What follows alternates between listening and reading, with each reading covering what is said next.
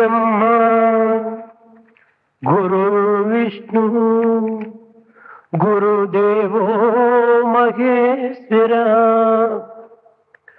गुरु साक्षात् परब्रह्म तस्मै श्री गुरवे नमः। गुरु ब्रह्मा गुरुर्विष्णु गुरुदेवो महेश्वरा గురు సాక్షాత్ పరబ్రహ్మ తస్మై శ్రీ గురవే నమః అన్నారు. ఎవరి గురువు?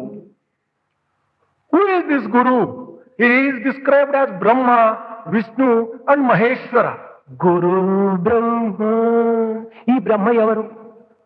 When you say Guru is Brahma, who is this Brahma? ఈ సృష్టి అంతైకును బ్రహ్మస్వరూపమే. This nature itself is the very form of Brahma. ఈ సృష్టికి కారణం కూడాను పరబ్రహ్మనే. The cause for this nature and creation also is Brahma. కనుకనే సృష్టి స్థితి లేమనప్పుడును ఆధారుడైనటువంటి ఆకారుడైనటువంటి యొక్క దివ్యత్వమే పరబ్రహ్మ. Parabrahma is the very basis, the primary cause and the manifestation of the entire creation. స్వరూపమైనటువంటి యొక్క ఈ ప్రవృత్తి తత్వమునకు ఈ యొక్క పేరు బ్రహ్మ అని పేరు. Brahma is the name given for this particular aspect of pravrutti, action. కనుకనే గురు బ్రహ్మ అంటే బ్రహ్మ భగవత్ స్వరూపమైనటువంటి వాడు కాదు, ప్రకృతి స్వరూపుడే బ్రహ్మ. When we say Guru Brahma, it is Brahma is in the form of Prakriti, nature. అనగా ప్రకృతియే మనకు ప్రథమ గురువు. Therefore, our first teacher is nature. గురు విష్ణు. ఈ విష్ణు ఎవరు? వ్యాపక శక్తి కలిగినటువంటి వాడేవే Vishnu.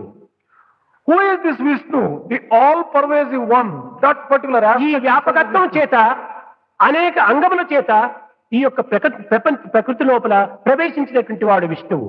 Vishnu is one who is all-pervasive and who has pervaded the nature in the form of different limbs of nature.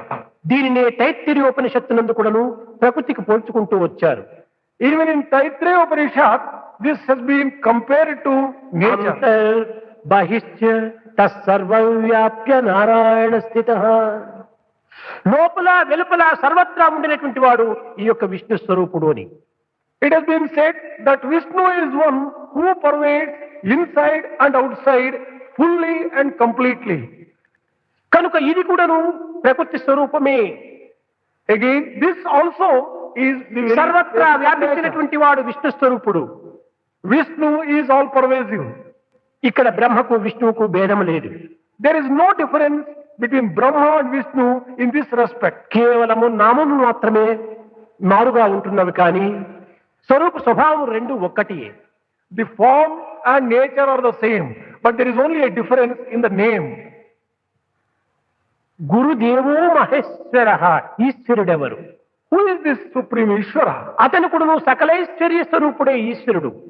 He is also one who commands all types of wealth and prosperity. ఈశావాస్యం ఇదం జగత్. జగత్తంతా నివసించినటువంటి వాడు ఈశ్వరుడే.